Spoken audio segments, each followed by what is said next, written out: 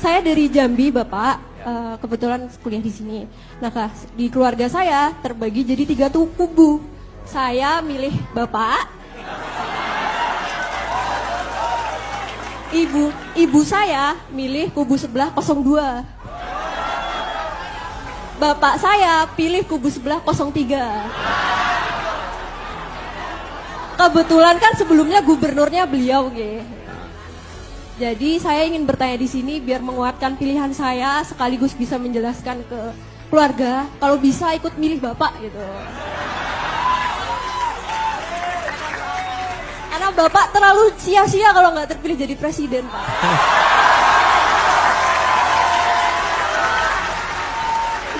Udah bisa pencitraan belum, Pak? Udah bisa pencitraan saya?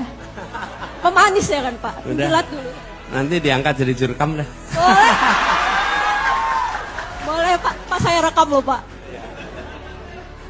Nah, jadi pertanyaan saya sebelumnya, Bapak Anies dan Caimin kan memiliki program pengembangan 40 kota jika terpilih sebagai presiden dan wakil presiden. Amin. Nah,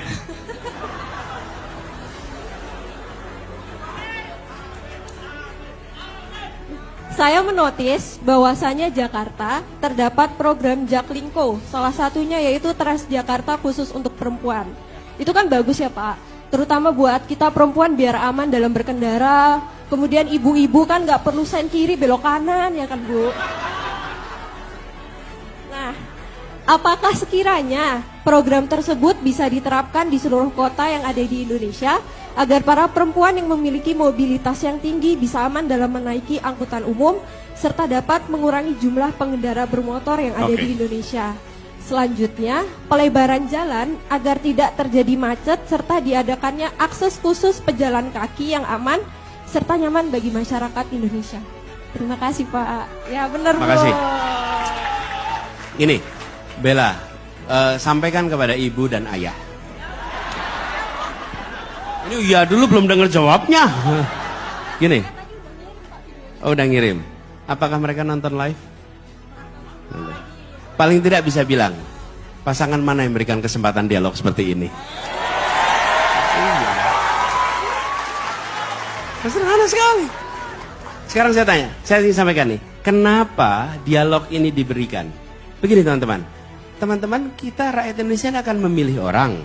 Jadi Anda harus tahu seberapa banyak kesamaan pikiran dia, si calon, dengan aspirasi saya. Nih, tadi saya memberikan jawaban. Semua mendengarkan, sambil mendengarkan, tidak mungkin semua orang setuju 100%. Betul nggak? Sambil mendengarkan saya bilang gini, yang ini saya setuju 90%. Ini kelihatan 80%. Mungkin ada yang bilang, pertanyaan yang sama, saya nggak setuju jawabannya. Saya merasa hanya setuju separuh. Tapi paling tidak, pasangan nomor 1 memberikan kesempatan untuk rakyat menilai pikirannya dan mencocokkan kesamaannya.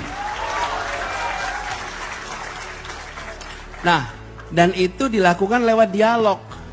Bella duduk di sini memang sudah direncanakan? Tidak. Saya terimanya random. Ketika saya ditanyain kebinekaan, random. Saya ditanyain soal supir, random. Betul tidak? Saat ini juga saya harus jawab, saya juga harus mendengarkan, harus menjelaskan. Dan itu artinya menggali pikiran otentik. Oke? Kalau pidato disiapkan naskahnya, itu kosmetik. Oke? Bener nggak? Iya. Loh, kalau kosmetik dari mana Anda tahu itu asli apa bukan?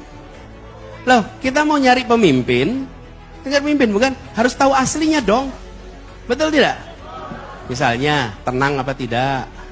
Emosional apa tidak? Misalnya.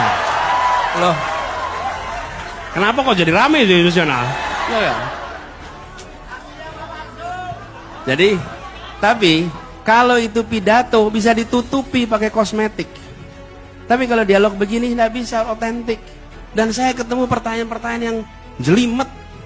Pertanyaan yang banyak orang yang berada dalam posisi berkampanye nggak kepengen ditanyain. Betul nggak?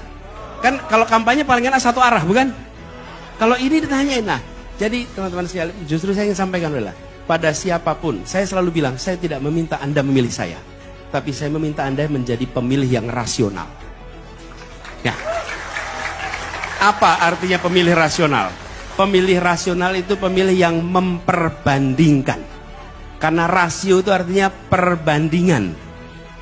Kalau orang rasional, dia memperbandingkan. Silahkan perbandingan apa saja boleh. Memperbandingkan rambutnya boleh. Memperbandingkan jogetnya boleh. Loh boleh. Kan rasional bukan? Loh kalau, sebentar, Anda jangan ketawa dulu. Kalau orang memang senang joget, dia pengen bandingin jago joget yang mana, boleh. Masalahnya kita nggak lagi milih orang untuk joget.